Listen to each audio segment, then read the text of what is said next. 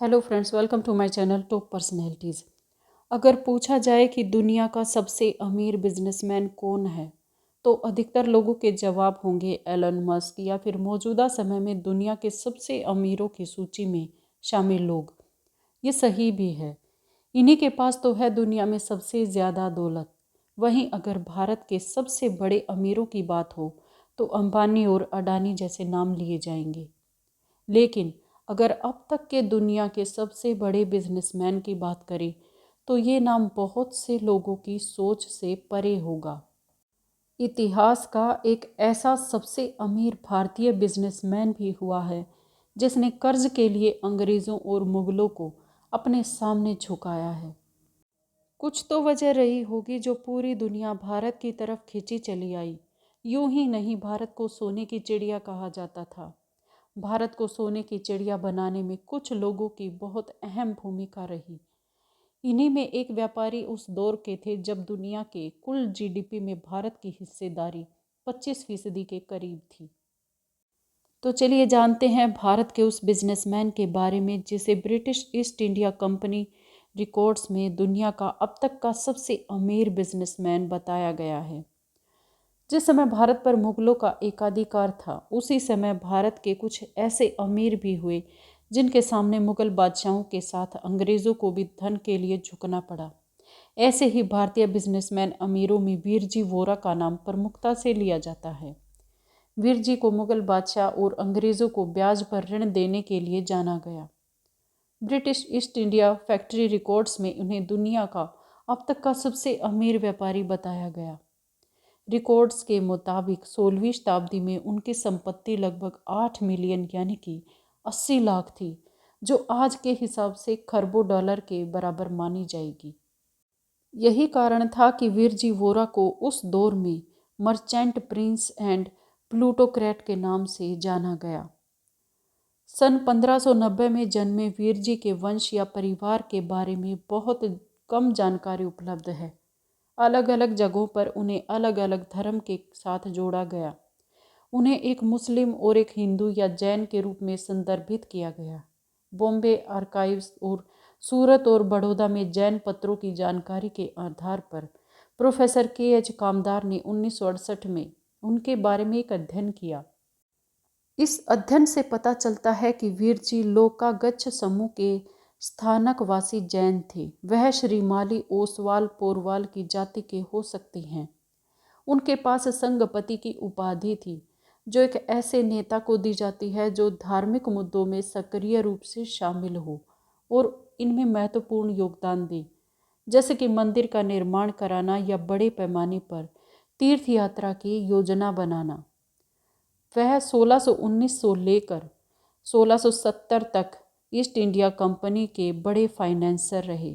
उन्हें मुगल काल और ब्रिटिश काल में दुनिया के सबसे अमीर व्यापारी के रूप में जाना गया।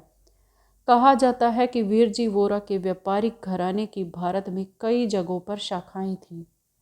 साथ ही फारस की खाड़ी, लाल सागर और दक्षिण पूर्व एशिया के बंदरगाह शहर भी थे। वीरजी के भारत के अधिकांश महत्वपूर्ण वाणिज्यिक केंद्रों में एजेंट थे। आगरा शाही राजधानी थी और इंडिगो परिवार का केंद्र था। बुरहानपुर आगरा सूरत मार्ग पर प्रमुख परिवहन और कपड़ा केंद्र था। दक्कन में गोलकोंडा, जिसमें काली मिर्च, इलायची और अन्य मसलों का केंद्र था। गोवा, जहां उनके एजेंटों ने तटीय व्यापार के लिए मालाबार फ्रिगेट्स द्वारा उपयोग किए जाने वाले मसाले खरीदे, और मालाबार में काली घट मिश्रित मसालों के व्यापार का केंद्र था। गुजरात के भीतर उनके एजेंट अहमदाबाद और बड़ौदा सहित विभिन्न शहरों में वीरजी के एजेंट फैले हुए थे। वीरजी वोरा एक थोक के व्यापारी थे जो कई तरह की वस्तुओं का व्यापार करते थे। उनके व्यापार करने का ढंग उस समय के सभी व्यापारियों से बहुत अलग था। दुनिया भर के बाजार की नब्ज पकड़ना उन्हें बहुत अच्छे से आता था। उन्हें एकमात्र एकाधिकारवादी के रूप में जाना जाता था। वो अक्सर किसी उत्पाद को एक महत्वपूर्ण लाभ के लिए बेचने से पहले उसका पूरा स्टॉक खरीद लेते थे, और यही कारण था कि जिन विशेष वस्तुओं की मांग बढ़ने वाली होती वह उसका पूरा स्टॉक खरीद लेते और उसके बाद भारतीयों और विदेशियों सहित अन्य व्यापारियों को अपनी शर्तों और दाम पर बेचते थे। W.H. मोरलैंड के अनुसार वीरजी के प्रभुत्व वाले सिंडिकेट ने 5 से 10 लाख रुपए मूल्य के पूरे माल खरीदे थे। वीरजी वोरा के व्यापारिक लेन देन नियमित रूप से ईस्ट इंडिया कंपनी के दस्तावेजों में दर्ज हैं। 18 जुलाई 1643 के एक अंग्रेजी कारखाने के रिकॉर्ड में उनका उल्लेख है। सभी यूरोपीय वस्तुओं पर उनका एकमात्र एकाधिकार था। इसमें आगे कहा गया है कि यूरोपीय और छोटे स्थानीय व्यापारियों के बीच सौदे वीरजी वोरा द्वारा प्रतिबंधित थे और सौदों का समय और मूल्य उनकी इच्छा और उनके स्वयं के निपटान पर तय किए जाते थे। हालांकि वीरजी ने कई बार ब्रिटिश ईस्ट इंडिया कंपनी के साथ प्रतिस्पर्धा की थी, लेकिन वे सूरत में उनके सबसे बड़े लेनदार और ग्राहक भी थे। दोनों अक्सर एक दूसरे को तोहफे और चिट्ठियां भेजा करते थे। 1643 में ईस्ट इंडिया कंपनी ने वीरजी को एक जर्मन आयरन चेस्ट दिया। अंग्रेज अक्सर वीरजी वोरा को द्वारा लगाए गए उच्च ब्याज दरों के बारे में शिकायत करते थे। एक अंग्रेजी रिकॉर्ड कहता है कि सूरत शहर पैसे से बहुत खाली है, वीरजी वोरा ही इसके लिए मालिक हैं। वीरजी वोरा के अलावा किसी के पास पैसा नहीं है इस प्रकार से उधार देने के लिए। एक साहूकार के रूप में वीरजी वोरा अक्सर उन अंग्रेज़ों को पैसे मुहैया कराते थे जो अपनी खुद की छोटी कंपनियां शुरू करने के इच्छुक थे। 1619 में 25 अगस्त 1619 का एक रिकॉर्ड जिसमें कहा गया है कि वीरजी ने अंग्रेज़ों को 25,000 महमूदी उधार दिए थे और 1630 में आगरा में अंग्रेज़ों को 50,000 रुपये उधार दिए। 1635 में अंग्रेज़ों को 20,000 फिर से उधार दिए। इसी प्रकार वीरजी वोरा ने अंग्रेज़ों को 1636 में 30,000 और 1636 में 2 लाख का ऋण दिया था। 27 जनवरी 1642 के एक पत्र में उन्हें ईस्ट इंडिया कंपनी के सबसे बड़े लेनदार के रूप में उल्लेख किया गया है और बताया गया है कि उन्होंने कंपनी को आवश्यक और विपत्तिपूर्ण समय में 1 लाख रुपए का ऋण दिया था। गोलकुंडा में उन्होंने 1.17% प्रति महीने की ब्याज दर पर 10,000 पैगोडा, जो कि लगभग 6,000 पाउंड होते हैं, उनको प्रदान करके पेगू बर्मा में ईस्ट इंडिया कंपनी की यात्रा को वित्त पोषित किया। और 1669 में अंग्रेज़ों ने लेनदारों के एक समूह से 4 लाख रुपए उधार लिए, जिनमें वीरजी एक महत्वपूर्ण सदस्य थे। भारत में डच ईस्ट इंडिया कंपनी को दी गई अधिकांश पूंजी भी वीरजी वोरा और उनके करीबी सहयोगी शांतिदास झावेरी से आई थी। वीरजी ने अपने निजी व्यापार को वित्त पोषित करने के लिए अलग अलग अंग्रेज़ों को भी पैसे उधार दिए थे। बाद में कंपनी के लंदन कार्यालय द्वारा इसकी निंदा भी की गई। डच और अंग्रेज़ अक्सर हुंडियों यानी कि मांग ड्राफ्ट और ट्रैवलर्स चेक के सामान के माध्यम से सूरत से आगरा तक बड़ी मात्रा में धन भेजने के लिए उसकी सुविधाओं का उपयोग करते थे। केवल विदेशी व्यापारियों ही नहीं बल्कि वीरजी वोरा के उस समय के मुगल शासकों के साथ भी सौहार्दपूर्ण संबंध थे। बताया जाता है कि गवर्नर हाकिम सदरा, जिन्होंने 1635 में सूबेदार के रूप में मीर मूसा की जगह ली थी, उन्होंने 1638 में सूरत में काली मिर्च की सभी उपलब्ध आपूर्ति को जब्त कर लिया और इसके बाद 1638 के शुरुआती महीनों में उसने वीरजी को सूरत की जेल में डाल दिया। उसने वीरजी पर 50 से अधिक अपराधों का आरोप लगाया और इन अपराधों की एक सूची मुगल सम्राट शाहजहां को भेजी। वीरजी ने सभी आरोपों का खंडन किया, जिसके बाद सम्राट के सामने उनकी पेशी हुई और बादशाह ने वीरजी की बातों में सच्चाई देखी और उन्हें दोष मुक्त करके आज़ाद कर दिया। वह हकीम को पद से हटा दिया। बाद में शाहजहां के बादशाह बनने के बाद वीरजी ने उन्हें 4 अरबी घोड़े भेंट किए थे।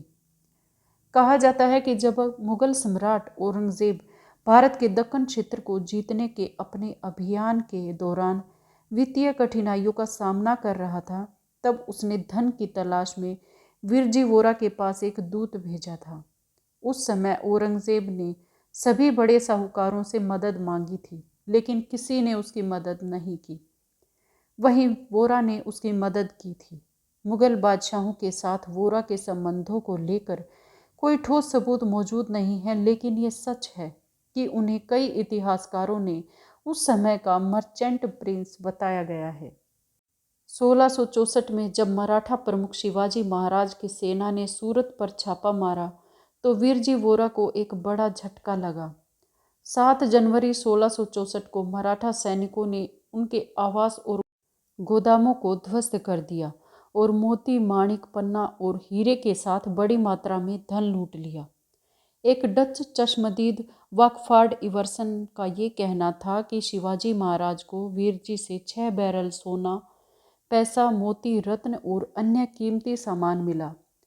1660 के दशक में सूरत का दौरा करने वाले और वीरजी के साथ मित्रता करने वाले फ्रांसीसी यात्री जीन डी थेवनोट ने भी शिवाजी के आक्रमण के दौरान उन्हें हुई भारी आर्थिक क्षति के बारे में लिखा है।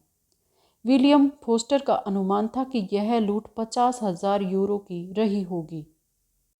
वीरजी के पास इतना धन था कि मराठा आक्रमण के बाद भी वो पूरी तरह से बर्बाद नहीं हुए। इसका एक कारण ये भी था कि सूरत के बाहर भी कई केंद्रों में उनकी संपत्ति वितरित थी।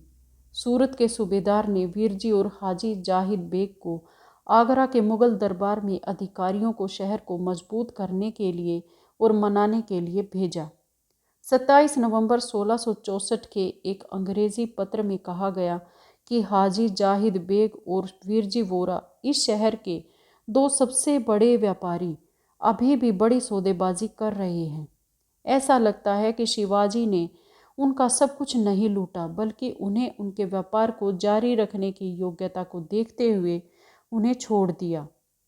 वीरजी 1670 तक बूढ़े हो गए थे और 1670 में शिवाजी महाराज के सूरत पर दूसरे हमले के दौरान उन्हें एक और झटका लगा। सूरत के व्यापारियों और दलालों के अंग्रेजी और डच रिकॉर्ड में 1670 के बाद उनका कोई उल्लेख नहीं है। फ्रैंकोइस मार्टिन, जिन्होंने 1681 से 1686 के दौरान सूरत में फ्रांसीसी संचालन के प्रमुख के रूप में कार्य किया, उन्होंने बैंकर सह व्यापारियों के एक समूह के बारे में लिखा है कि जिन्हें उन्होंने हमेशा बोरा ब्रदर्स के रूप में संबंधित किया गया था। लोतिका वरदराजन ने 1976 में लिखा था कि सामग्री की छानबीन करने पर यह संभावना से अधिक प्रतीत होती है कि 2 भाइयों में से एक वीरजी वोरा थे। हालांकि मकरंद मेहता का मानना है कि अंग्रेजी अभिलेखों में निश्चित रूप से वीरजी का उल्लेख होता अगर 1670 से आगे रहते। बीजी गोखले मानते हैं कि उनके पोते नानचंद के व्यवसाय संभालने के बाद वीरजी व्यवसाय से सेवानिवृत्त हो गए थे और 1975 में उनकी मृत्यु हो गई थी। पॉल इंडास का भी मानना है कि वीरजी की मृत्यु 1675 में ही हुई थी। आज की वीडियो में इतना ही। मिलते हैं अगली वीडियो में एक नए विषय के साथ। तब तक के लिए खुश रहें। Thanks to all, thanks for watching. अगर वीडियोज़ अच्छी लगे तो प्लीज़ चैनल को सब्सक्राइब करना ना भूलें। Thanks to all.